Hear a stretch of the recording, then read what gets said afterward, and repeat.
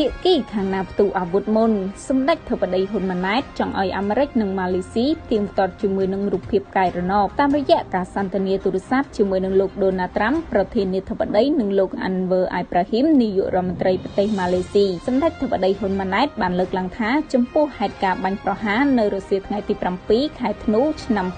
2025ដែលបានបណ្ដាលឲ្យមានការផ្ទុះជាប្រយុទ្ធជាថ្មីរវាងប្រទេសទាំងពីរសម្ដេចបានផ្ដល់យោបល់ថាកងទ័ពឬស្ថាប័នជំនាញរបស់សហរដ្ឋអាមេរិកនិងប្រទេសម៉ាឡេស៊ីអាចប្រើសមត្ថភាពប្រមូលព័ត៌មានរបស់ពួកគេដូចជារូបភាពកែរណបដែលបានថតអំឡុងពេលនោះនិងក្រោយពេលរយៈពេល24ម៉ោងដើម្បីផ្ទៀងផ្ទាត់ថាភាគីណាបាញ់មុនសម្ដេចធិបតីបានបញ្ជាក់ថាវិធីសាស្ត្រនេះអាចជាវិធីសាស្ត្រងាយស្រួលនិងមានតម្លាភាពបំផុតក្នុងការផ្ទៀងផ្ទាត់ហេតុការណ៍នេះកម្ពុជាត្រៀមខ្លួនសហការក្នុងករណីមានតម្រូវការទន្ទឹមគ្នានេះសម្ដេចធិបតីបានថ្លែងអំណរអគុណលោកទាំងពីរចំពោះការខិតខំប្រឹងប្រែងជាបន្តបន្ទាប់សម្ដៅសម្រេចនៅសន្តិភាពយូរអង្វែងរវាងកម្ពុជានិងថៃកម្ពុជាតែងតែប្រកាន់ខ្ជាប់ជំហរក្នុងការស្វែងរកដោះស្រាយជម្លោះដោយសន្តិវិធីស្របតាមស្មារតីនៃសេចក្តីថ្លែងការណ៍រួមទីក្រុងកូឡាឡាំពួរ